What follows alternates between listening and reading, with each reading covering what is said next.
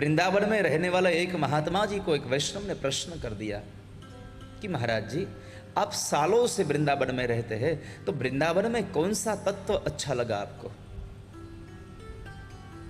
महाराज जी कहते हैं, अरे भैया, वृंदावन में कौन सा तत्व ऐसा है जो अच्छा न लगे? वो यमुना का जल अच्छा लगता है, वो बंसी बट अच्छा लगता है, वो गोवर्धन पर्वत अच्छा लगता है, मथुरा का वो कारागृह अच्छा लगता है, सभी चीज अच्छी लगती है।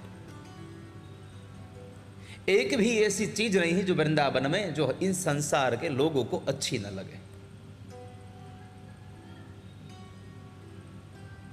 वहां तक की बात बताई हुई है कि वृंदावन की जो धूल है ना, वो धूल भी सभी को अच्छी लगती है। तो और सारी चीजों को छोड़ दो। लेकिन वैष्णव थे, वो प्यारे भगवत जन थे, वो पूछ रहे थे कि बाबा जी, हम आपको इसलिए पूछ रहे हैं कि हम सालों से वृंदावन आते हैं, जब भी आते हैं तब आपको वृंदावन में आपको देख रहे थे, इसलिए आज पूछ ही लिया कि आपको वृंदावन में कौन सा तत्व अच्छा लगा। ये सारे तत्वों में से भी अच्छा कौन सा तत्व है? आपको क्या अच्छा लगा? तब वृंदावन में रहने वाले वो परम श्रद्धेय भगवान के प्यारे भक्त ने जवाब दे दिया, सुनो वैष्णव, आप मुझे पूछ रहे हो कि वृंदावन में कौन सा तत्व अच्छा लगा। वृंदावन में ही नहीं, यदि पूछोगे कि सारी सृष्टि में, सारे ब्रह्मांड में आपको कौन सी चीज अच्छी लगी, तो मेरा एक ही उत्तर रहेगा, कृष्णात् परम किमपि तत्वम हम न जाने। मैंने कृष्ण के जैसा तत्व कहीं देखा ही नहीं संसार में। तो ऐसे भगवान कृष्ण की हम उपासना के लिए यहां पर आए हैं। तो आइए वही कृष्ण की इस बाल चरित्रों की कथा में हम प्रवेश करें। उनसे पूर्व एक छोटी सी प्रार्थना भगवान के युगल चरणों में हम सादर समर्पित कर देवे। बाद में ढेर सारी भगवत कथाएं, जो कुछ सात्विक है, कुछ तात्विक है, ऐसी भगवत कथाएं आपको सुनाएंगे। आइए पहले सब लोग मेरे साथ। गागर में सागर भर आयो, ब्रह्म यशोदा के घर आया।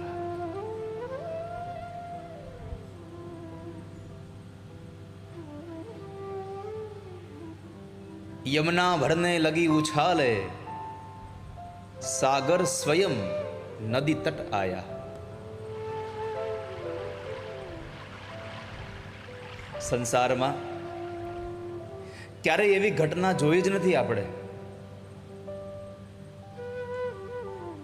કે સમુદ્ર ક્યારેય નદીને મળવા ગયો હોય। નદીઓ પોતાના ઉદ્ગમ સ્થાનથી નીકળીને ગમે તેટલા ગમે તેવા પ્રદેશોમાં પસાર થઈને પણ અંતે સમુદ્રમાં ભળી જાય। નદીની ગતિ બધાની સમુદ્ર તરફ છે।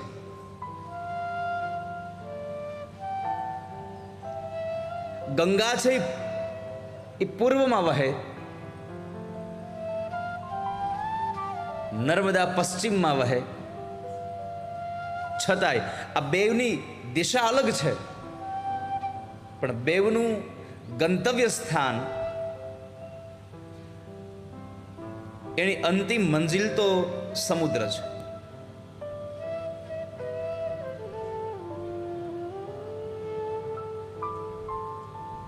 આજે આપણે બધાને अपनी यात्रा प्रभु तरफ है, परमात्मा की ओर हमारी ये यात्रा है। नदी समुद्र पासे जाए आવું बहु सांभळ्युं હતું, પણ समुद्र नदी पासे गयो हो એવું ક્યારે સાંભળ્યું નહોતું। પણ આજે અહીંયા जीव भगवान पासे जाए आ सामान्य घटना है, पण परमात्मा जीवात्मा पासे जाए ए असामान्य घटना है। स्वयं परमात्मा पोते आज मळवा आव्या छे, प्रभु पोते आव्या छे।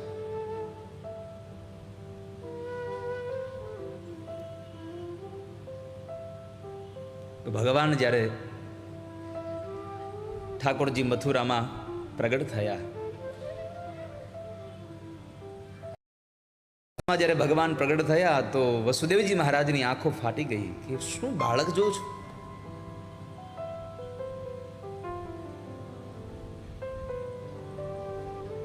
દેવકીના ઉદરમાંથી બાળકો બહુ જન્મ્યા, પણ આજે આ બાળકને જે જોવામાં આવી રહ્યું છે, આવો બાળક ક્યાંય જોયું નથી.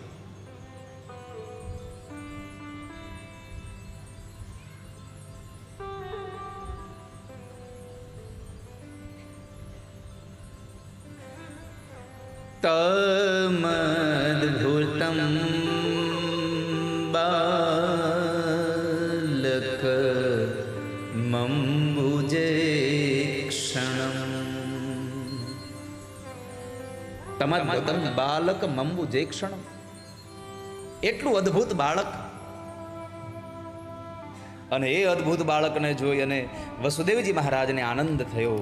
કારાવાસમાં ચારે ઓર જાણે કોઈ સૂર્યપ્રકાશ પથરાયો હોય આવી ભ્રાંતિઓ થવા લાગી છે. વસુદેવના હૈયામાં આનંદ થયો.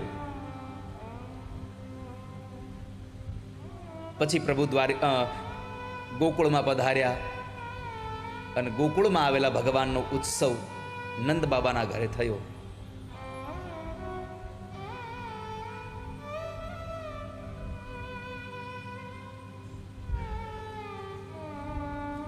નંદ બાબાએ બહુ બધું દાન પુણ્ય કર્યું. સુખદેવજી મહારાજ રાજા પરીક્ષિતને કહે, સાંભળ રાજા, તને નંદ મહોત્સવની કથા કહું. જે નંદ બાબાના આંગણે જે ઉત્સવ ઉજવાયો,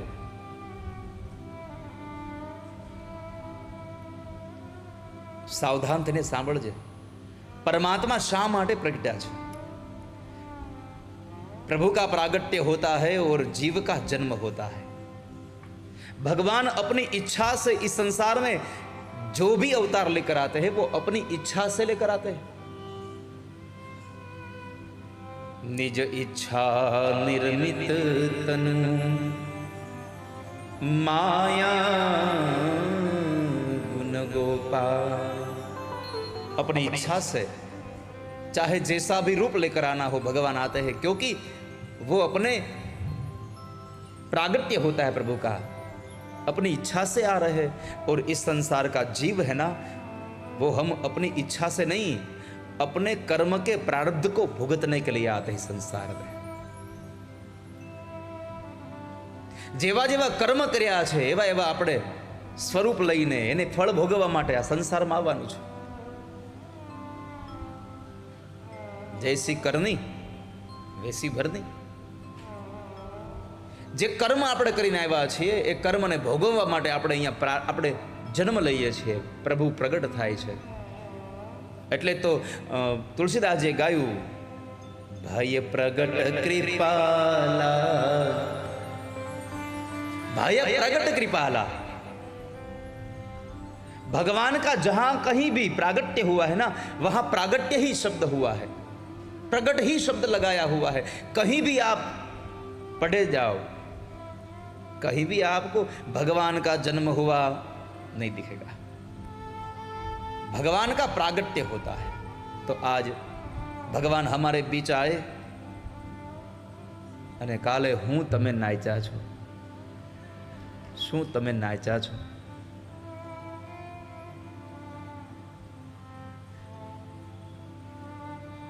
पोताना छोकराओने खंभे नहीं बेहारे पण बाजुमां रमतो हतो एने खंभे बेहारी માંડ્યા नाचवा।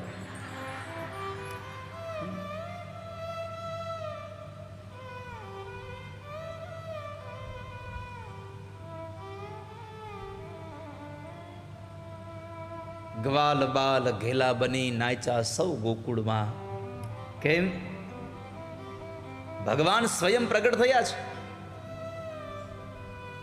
ईश्वर स्वयं प्रगट थया छे।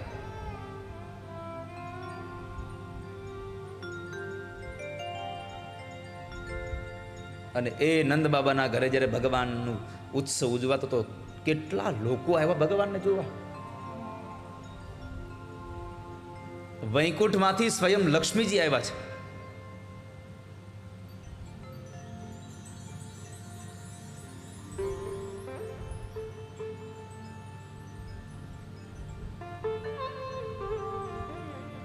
મહાપુરુષો લખ્યું છે ભગવાન ગોકુળમાં પ્રગટ થયા,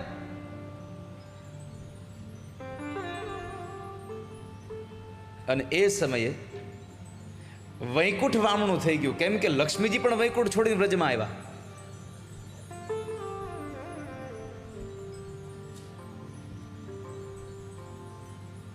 ઈ નંદના કુંવરને બધાય જોવા આવતા હતા.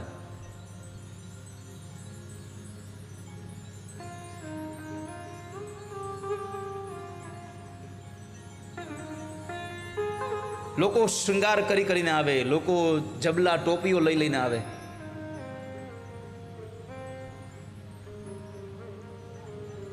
જેટલા લોકો આપણે અહીંયા હવે આપણે એક ટ્રેન્ડ આવ્યો છે આપણે કે આપણા ઘરે કંઈ પ્રસંગ હોય અને આપણા સગા સંબંધીઓ બધા લોકો એ પ્રસંગમાં આવે એટલે આપણા છોકરાઓના લગ્ન હોય કંઈક હોય તો આપણે એમના માટે કંઈક ગિફ્ટ લઈને આવે.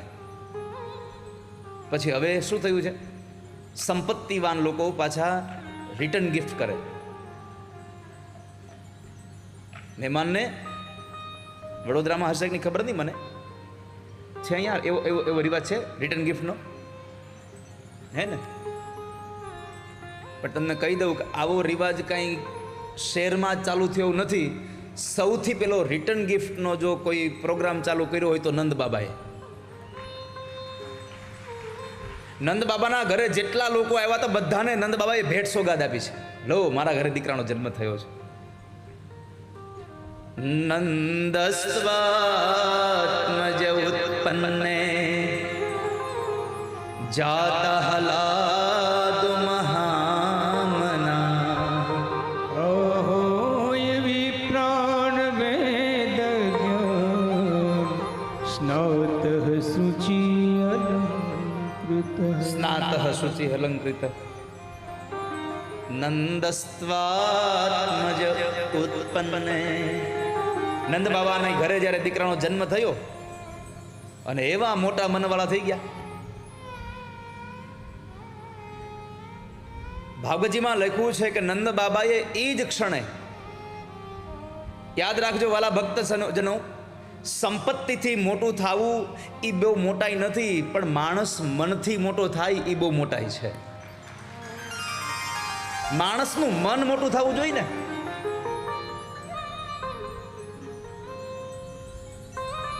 સંપત્તિનો પાર ન હોય, પણ તમે પગમાં ચપ્પલ જુઓ તો પટ્ટી તૂટી ગઈ હોય, પાછો ઘરનો ને ઘરનો એને હાંધો માર્યો હોય, ક્યાં નાખવા જ પૈસા?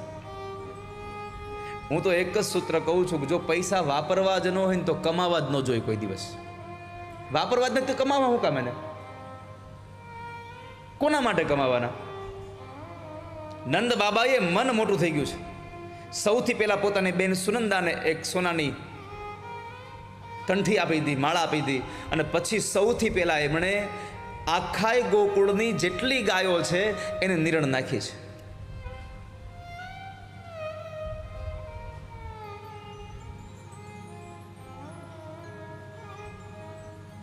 નંદસ્વાત્મજ ઉત્પન્ને જાતા હલાદુ મહામના આહુય વિપ્રાન સ્નાત શુચિ અલંકૃત. નંદ બાબાના ઘરે ભગવાનનું પ્રાગટ્ય થયું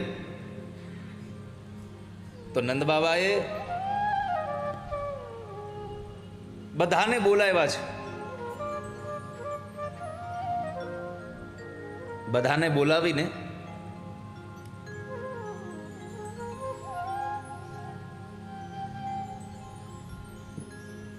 બ્રાહ્મણોને દાન આપ્યું છે. ભાગવતજીમાં લખ્યું છે નંદ બાબાએ 2 લાખ ગાયો દાનમાં આપી છે. કેટલી ગાયો આપી છે? 2 લાખ ગાયો દાનમાં આપી છે. દીકરાના જન્મના સમાચાર સાંભળ્યા તો એમણે નાંદી શ્રાદ્ધ કરાયું છે. 2 લાખ ગાયો દાનમાં આપી, પણ એ જેવી તેવી નહીં હો. દૂધ દેતી બંધ થઈ ગઈ હોય, હવે આપી દો ગોરબાપાને, એવી નહીં. ગાયના શિંગડાઓને સોનાથી મઢાવીને, એના પગની ખરીઓ ચાંદીથી મઢાવીને,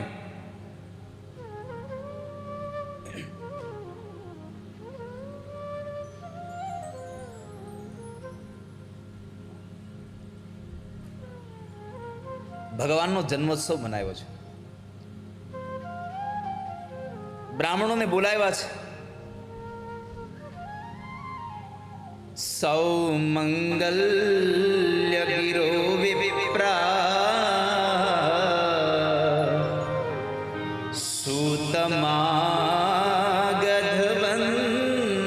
સૂતમાગધવંદિના ગાયકાશ્ચ જગોરને દૂર હેયો દુંદુભયો ગાયકાશ્ચ જગૂર્ને.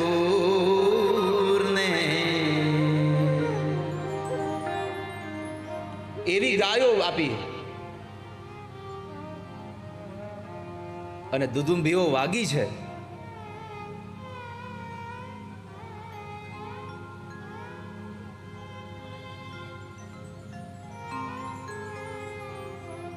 ભાગવતજીમાં એમ લખ્યું છે કે નંદ બાબાના ઘરે જ્યારે આ ઉત્સવ ઉજવાતો હતો અને ભગવાનનું પ્રાગટ્ય થયું ને, ત્યારે આકાશમાં દુદુંભીઓ એમની જાતે જ વગડવા લાગી.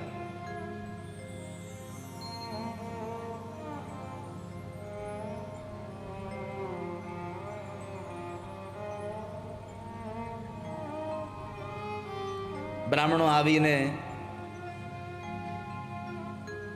વેદ મંત્રનું ગાન કરે છે. વ્રજ સંદૃષ્ટ સંસિક્ત દ્વારજીર ગૃહાંતર ચિત્રધ્વજ પતાકાસ્ર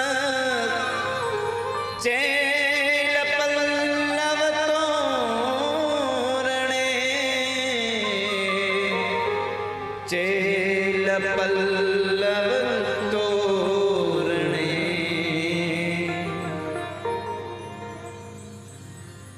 વ્રજ આખું સમૃદ્ધિવાન થઈ ગયું.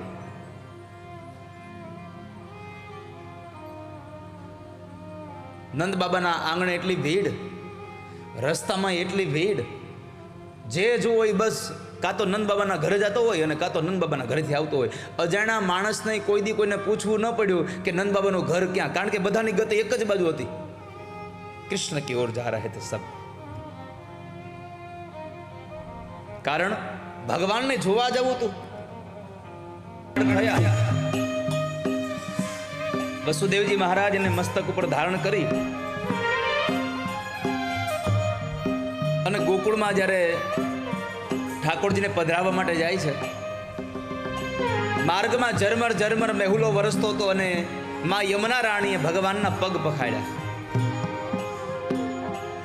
નંદ બાબાએ બધાને આમંત્રણ આપ્યું અને બધા લોકો કંઈક ના કંઈક સામગ્રી લઈને આવ્યા છે. સાકર માખણ સાથે જબલાને ટોપીઓ. છોકરાઓ નાચતા હતા, યુવાનો નાચે, ગોપીઓ નાચે, બધાય નાચતા હતા. પણ નંદ બાબાના આંગણે એટલો બધો ઉત્સાહ હતો ને, તે ગામના બધા વડીલો આવ્યા હતા. એ વડીલોને નાચવાનું તો હવે કેમ મેળ આવે, તો એ બધા હંતાઈને હંતાઈને નાચતા હતા. પણ નાચી લીધું બધાએ.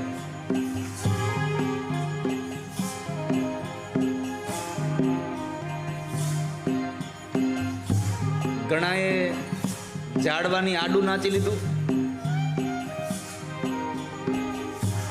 ઘણાએ દરવાજાની વાહે ઉભા રહીને નાચી લીધું. પણ નાચી લીધું, કોઈએ ન જોયું, પણ ઠાકોરજી જોઈ લીધું કે આ મારા માટે નાચ્યો છે.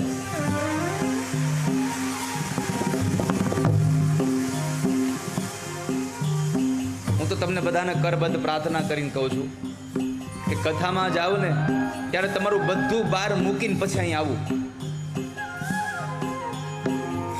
કથામાં તમારે તમારું બધું બહાર મૂકવું. પગર ખાય બહાર મૂકવા ને અભર ખાય બહાર મૂકવા.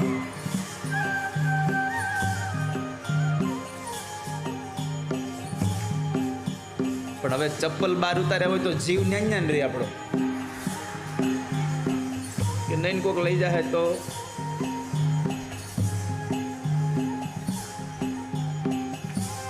એ કોઈ ન જોવે ને એમ તો એમ પણ નાચી લ્યો. છેલ્લી કડી છે. નંદ બાબાના ઘરે આનંદ ઉત્સવ ઉજવાયો.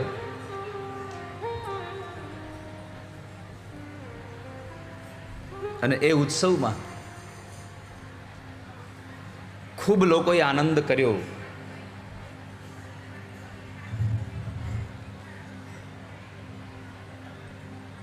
નંદ બાબાનું વ્રજ સમૃદ્ધિવાન થયું.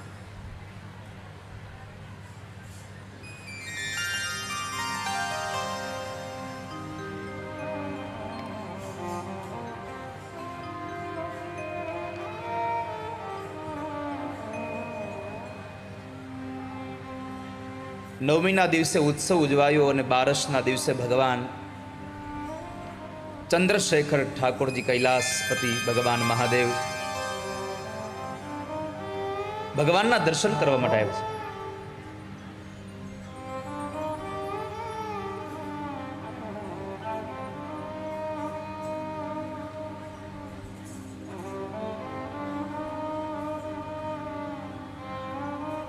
ઠાકોરજીના દર્શન માટે આવ્યા.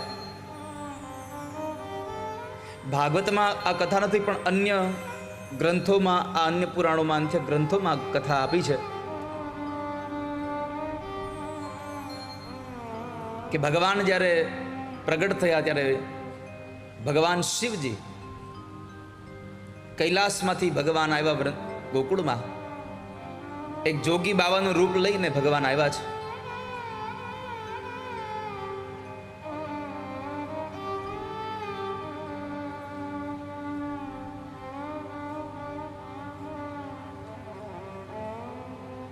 જ્યારે ભગવાનના દર્શન કરવા આવે છે ત્યારે નંદ બાબાના આંગણા સુધી પહોંચ્યા, પણ માં યશોદાએ બાબાને જોઈ અને જે ગોપી બાબા પાસે જ્યોતિષ જોવડાવવા હાટું લઈ આવી હતી એ ગોપીને ચોખ્ખું કહ્યું કે તું ના પાડ દે, મારે આની પાસે જોશ જોવડાવવા નથી, કેમ કે મારો દીકરો આના જોઈને કદાચ ડરી જાય તો મારે જોશ નથી જોવડાવવા. ગોપીએ બાબાને કહ્યું, બાબા અમારા જશોદામાનો દીકરો અત્યારે સૂતો છે ને, એટલે અમારે અત્યારે જોશ નથી જોવડાવવા, પણ જ્યારે જોવડાવવા હશે ને ત્યારે તમને બોલાવી લેશું હો. બાબા કહે છે એક રસ્તો એના સુધી મળ્યો તો જવાનો, એ બંધ રહી ગયો.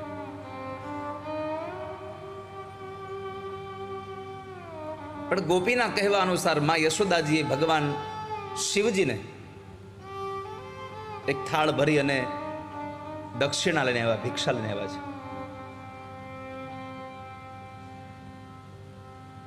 લે ભિક્ષા નિકલી નંદરાણી, કંચન થાલ ધરાયો, લો ભિક્ષા જોગી ઝાવ આસન પર, બાલક મેરો ડરાયો, લે ભિક્ષા નિકલી નંદરાણી, કંચન થાળ ધરાયો, લો ભિક્ષા જોગી જાવ, લો બાબા આ ભિક્ષા લઈને જાઓ તમે. બાલક મેરો ડરાયો. મારે મારા છોકરાના જન્માક્ષર નથી જોડાવા, તમને જોઈને બી જાય. સૌથી પહેલી વાત તમને કહું વાલા ભક્તજનો, ભગવાન જેવા ભગવાન ઠાકોરજીના દર્શન માટે આવ્યા છે. ભગવાનના જન્મના સમાચાર સાંભળ્યા તો શિવજી પણ પરમાત્માના દર્શન કરવા આવ્યા છે.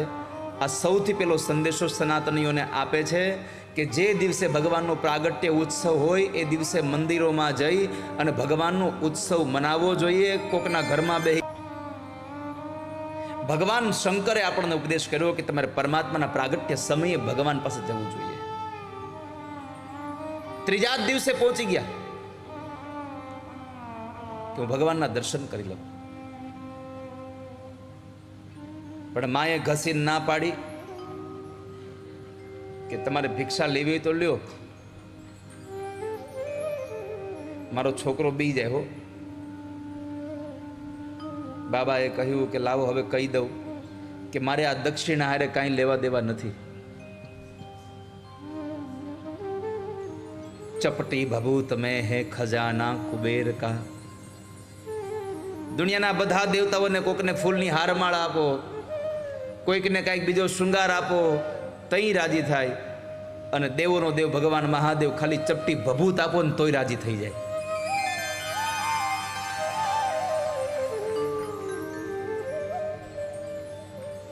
એ ભગવાન મહાદેવ વિચાર કરે કે માનવ શું કહું હવે. પછી અંતે ભગવાને કહી દીધું, લાવ કહી દઉં, કપટ કરવાથી કૃષ્ણ નહીં મળે. કપટ કરવાથી કૃષ્ણ નહીં મળેનો અર્થ છે કે જ્યાં કપટ હોય ને કોઈ દી પ્રેમ ન હોય. કપટ કરશો તો પ્રેમ નહીં મળે તમને.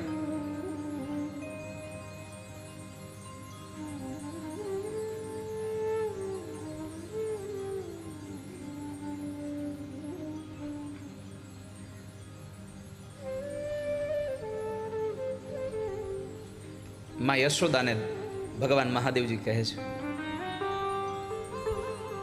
ના ચાહિએ તેરી દોલત દુનિયા और न कंचन माया,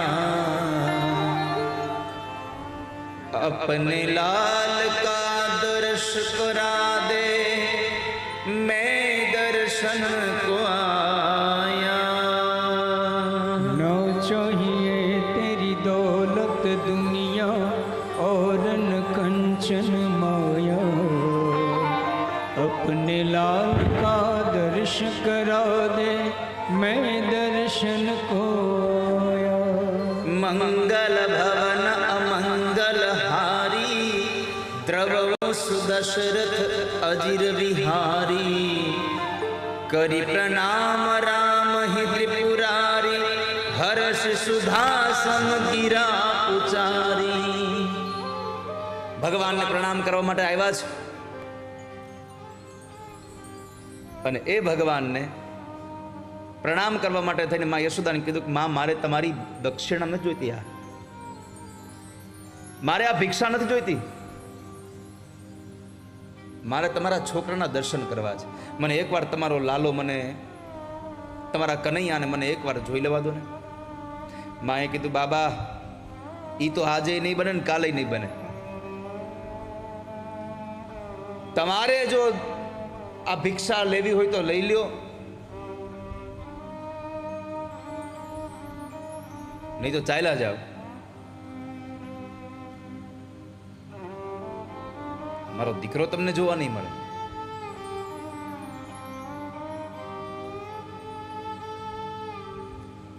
બાબાએ નો ભિક્ષા લીધી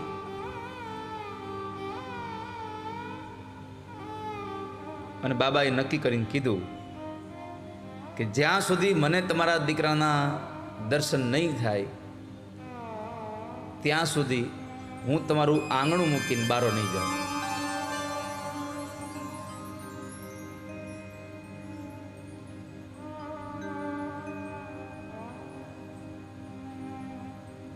આમ જોવા જાવ ને તો ભગવાન મહાદેવે આપણને સૌને એક અહીંયા વાત બતાવી છે કે માએ ના પાડી કે તમને મારા છોકરો જોવા નહીં મળે. બાબાએ હઠ કરી કે હું જોયા વગર જઈશ નહીં. આયે હે તો કુછ કરકે હી જાયેંગે, या तो मिलकर जाएंगे या तो मर कर जाएंगे.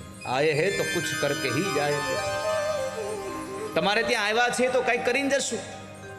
મારે તને જોવો છે ને તારે મને દેખાવું નથી. મારે તને જોવો છે અને તારે મને દેખાવું નથી. આજ કરી લે ફેસલો, કાં હું નહીં કાં તું નહીં. આવો દ્રઢ સંકલ્પ કરશો ને ત્યારે તમને ભગવાન જોવા મળશે. એમનેમ ભગવાન નહીં મળે, એમનેમ ઠાકોરજી નહીં મળે તમને. આ તે રંગની જો ટીલી કરો તો સાવ નવરંગી ભાત હવે પડશે.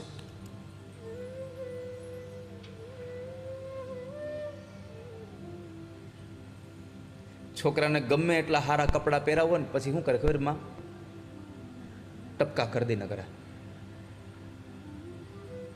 કંકુના ટપકા ન કરે, એ કાળી ટીલી જ કરે, કોઈની નજર ન લાગે એટલે. હવે કાળી ટીલી કરો તો નજર ન લાગે. આ કનૈયો આખો કાળો તો તોય નજર લાગી એને.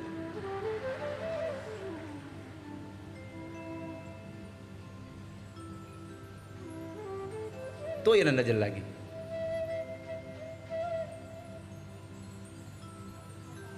કેમ? આ બધી એની લીલા હતી.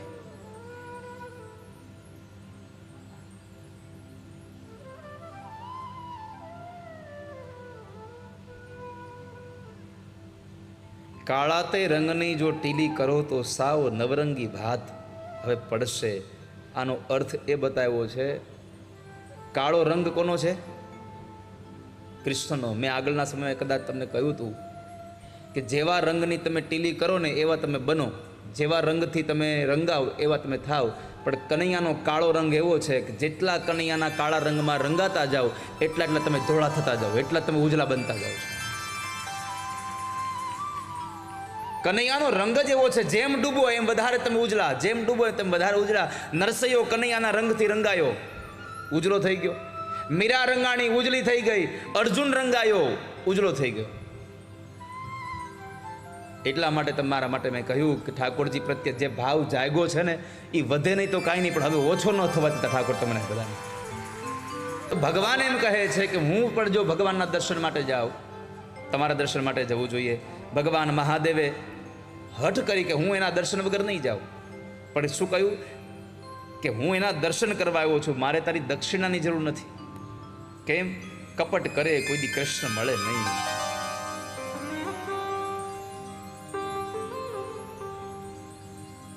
અંતે નંદ બાબાના આંગણામાં બેસી અને માને કહ્યું, ના ચાહીએ તેરી દોલત દુનિયા ઓર ન કંચન માયા, અપને લાલ કા દર્શ કરા દે, મેં દર્શન કો આયા. મને દર્શન કરાવી દો ખાલી. માએ ના પાડી દીધી. પછી ભગવાન મહાદેવ ઠાકોરજીને પ્રાર્થના કરે છે, પ્રભુ મારી પ્રાર્થનાનો સ્વીકાર કરો. તમે કંઈક લીલા કરો તો હવે મને દર્શન થાય, બાકી માં મને તમારા દર્શન નહીં કરવા દે. તમે કાંઈક કરો ને મને દર્શન કરવા છે.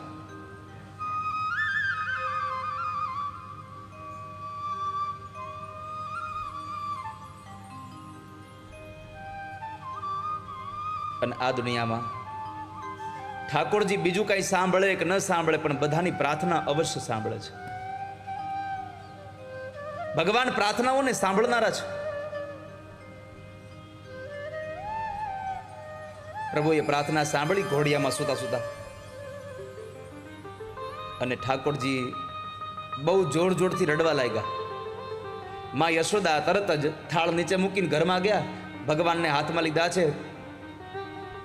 માં પોતાનું દૂધ ભગવાનને પીવડાવવાના પ્રયત્નો કરે, ભગવાને દૂધ ન પીધું.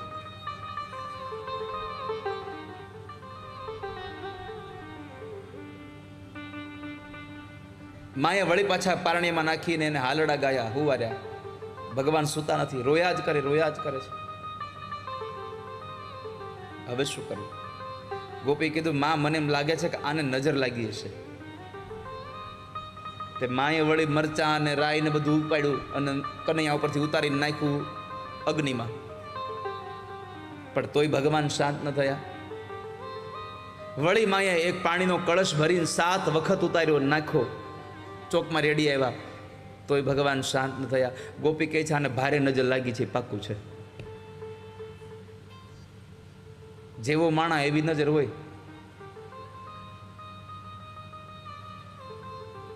તો નજર ઉતારવી, હવે શું કરવું? એટલે માં યશોદાએ કીધું કે હવે શું કરું ગોપી? અને ભગવાન તો બહુ રડતા હતા. એટલે ગોપી કીધું કે માં એક કામ કરું, ઓલા બાબા હજી અહીં બેઠા છે, કદાચ એને કઈ જંત્ર મંત્ર આવડતું એને પૂછી આવું. પૂછી લે ને, એ જેટલી કહેશે એટલી દક્ષિણા આપી દઈશું આપણે, પણ એને કે મારા આ છોકરાને કંઈ ખરખું કરી દે.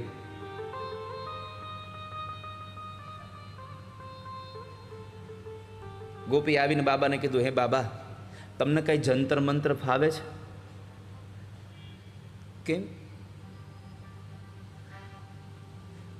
અરે અમારા જશોદામાનો છોકરો બહુ રડે છે, નજર ઉતારી પણ તોય રોવાનું બંધ નથી કરતો. તમને કાંઈ જો આવડતું હોય તો જરાક નજર ઉતારી દો ને. ભગવાને કીધું હાલને દર્શન થાય તો નજર ઉતારીએ. અરે જંતર મંતર તો ગોપી મારો મૂળ ધંધો છે કે. તો બાબા, અમારા જશોદામાના લાલાની તમે નજર ઉતારી દો ને. જાઓ જાઓ, લઈ આવો. ગોપી કહે છે ઈ બારો નહીં આવે. કેમ? માએ કેવડાવ્યું છે યશોદાએ કે તમારે જેટલી દક્ષિણા જોઈએ એટલી કહી દેજો, પણ કનૈયો અમારો છોકરો બહાર નહીં આવે. તમે નજર એમને ઉતારી દો. બાબા કહે છે કે દર્દી નો આવે તો દવા ન મળે, કનૈયો બહાર આવે તો તમને એની ઉપાય મળશે, નકર નહીં મળે. ગોપી આવીને માને વાત કરી એટલે માં તરત જ વિચાર કર્યો કે હવે કરું શું? અને ભગવાન બહુ રડતા હતા એટલે માએ એ સમયે ઠાકોરજીને એક વસ્ત્રમાં વીંટળાવી અને બહાર લઈ આવ્યા છે. જેવા બહાર લઈ આવ્યા અને આંગણામાં આવ્યા, ભગવાને નજર આમ જરા નજર ફેરવી ઠાકોરજીએ. ઠાકોરજી સામું જોયું અને એ સમયે ભગવાન મહાદેવ ઠાકોરજીને પ્રાર્થના કરી કહે છે, તું મારો થઈ જા, હું તારો થઈ જાઉં, તારી ને મારી નજર મળે તો પરમાનંદ થઈ જાય. અને આ દુનિયામાં ભગવાનની હારે નજર મળે પછી બીજા કોઈ નજરની જરૂર નહીં પડે. એકવાર ભગવાનની આંખોમાં આંખ નાખીને જોઈ લો, બધું જ ભૂલાઈ જશે સંસારમાં.